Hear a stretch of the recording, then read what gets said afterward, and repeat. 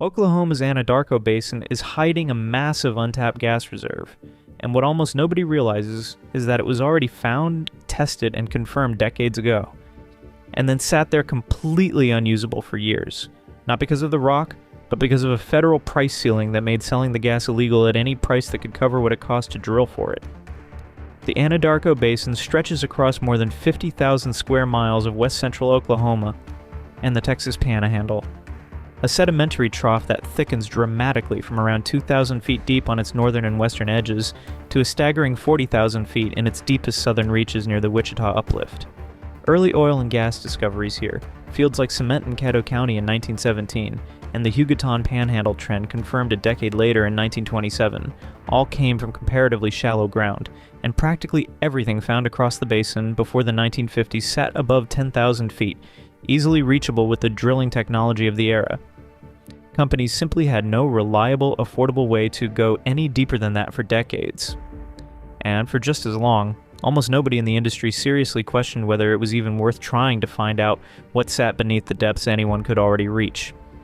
That changed with a geologist named Robert Hefner III, a University of Oklahoma graduate who trained with Phillips Petroleum before founding his own independent company, GHK, in Oklahoma City back in 1959, betting early on the idea that everyone else in the industry had gotten the basin's limits wrong.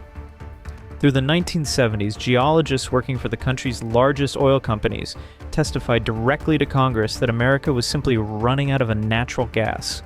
a conclusion that shaped years of federal energy policy. Hefner dissented publicly and repeatedly against that consensus, arguing in speeches, interviews, and eventually congressional hearings that the apparent shortage had nothing to do with how much gas actually existed underground, and everything to do with price controls that had capped wellhead gas prices since 1954. Controls that made it financially pointless for any company to chase reserves sitting 3 miles down or deeper, no matter how much gas was actually sitting there waiting to be found. Hefner backed that argument with his own money rather than just his testimony. GHK's first attempt at an ultra-deep well began in 1967, and took 2 full years of drilling to reach a then-record depth of roughly 24,400 feet, deeper than almost any well drilled anywhere in the country up to that point. The well found exactly the kind of large natural gas reserve Hefner had spent years predicting would be there, vindicating the geology he'd been arguing for in the face of open skepticism from bigger, better-funded companies.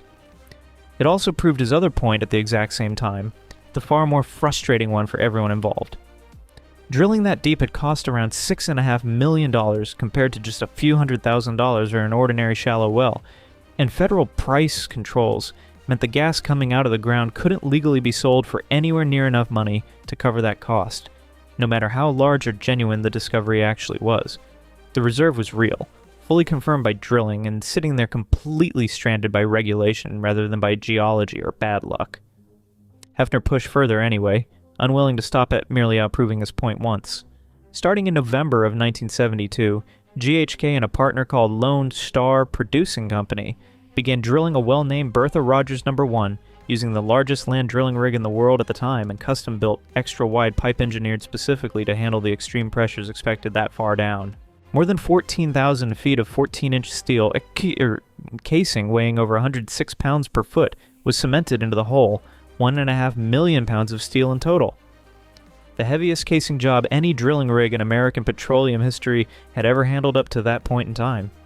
The well took 504 days to drill and cost roughly $7 million before finally stopping at 31,441 feet, almost 6 miles straight down, when it ran into a pocket of liquid sulfur that made continuing any further completely pointless.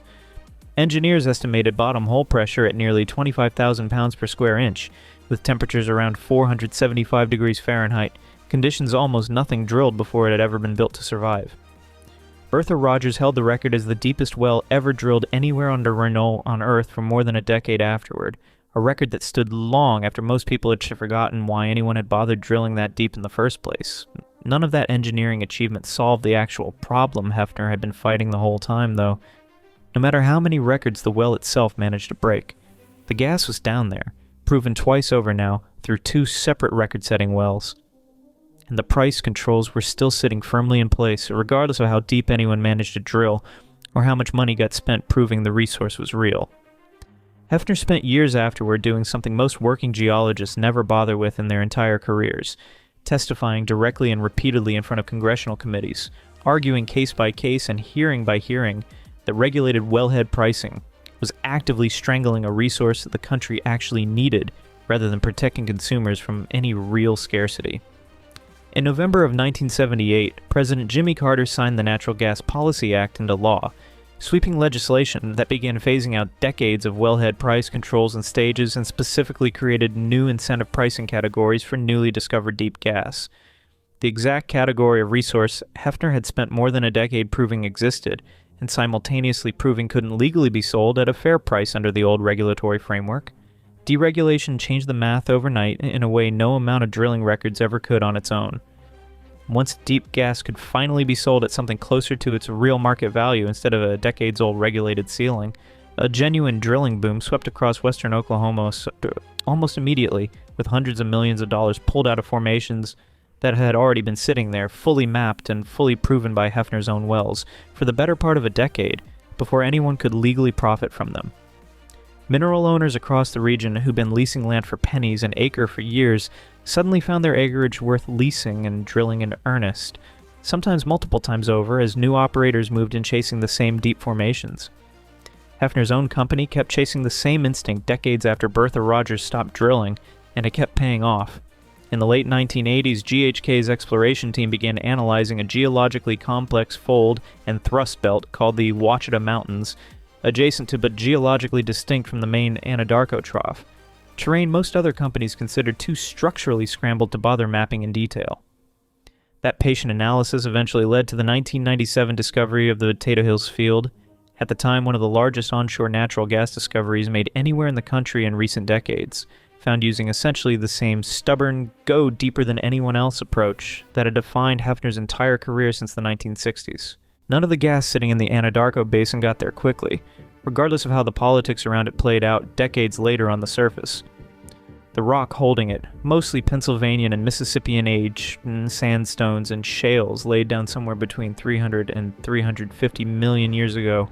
formed as organic material, buried progressively deeper under the sheer weight of everything deposited on top of it, over enormous stretches of geologic time, slowly cooking into gas as both temperature and pressure climbed steadily with every additional layer of sediment. In the deepest parts of the basin, that extreme burial pushed the source rock entirely through what geologists call the oil window, and into a much hotter zone on deeper still, where gas is essentially the only hydrocarbon that can survive the heat without breaking down completely. That's exactly why Hefner's instinct to drill so much deeper than anyone else had ever bothered to try turned out to be geologically sound the entire time he was arguing for it,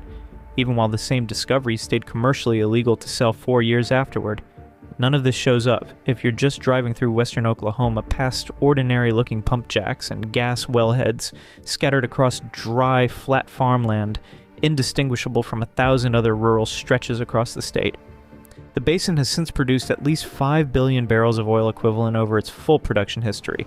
and industry estimates from recent years put remaining future production potential at more than 5 billion barrels, equivalent on top of that already, with the 2019 assessment from IHS Markit pegging total unconventional, technically recoverable resources at roughly 16 billion barrels equivalent once modern horizontal drilling and unconventional plays like the scoop and stack trends are counted alongside the older deep gas discoveries Hefner spent most of his career fighting to make legal.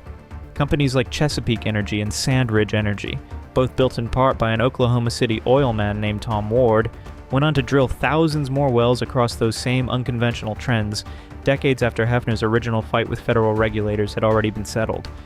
The rock never changed at any point in this entire story, and the gas itself never moved an inch from where it had been sitting for hundreds of millions of years. The only thing that had to shift before any of it could legally reach a customer was a set of federal price rules written decades earlier for an entirely different kind of energy shortage. Rules that had nothing to do with whether the gas actually existed, and everything to do with what Washington was willing to let anyone charge for it. It took one stubborn geologist with his own drilling rig, his own money, and a willingness to keep showing up in front of Congress year after year to prove that case on paper right before lawmakers finally agreed to change the rules that had been keeping a proven, mapped, fully confirmed gas reserve effectively invisible to the market for the better part of a decade. Subscribe for more stories like this one.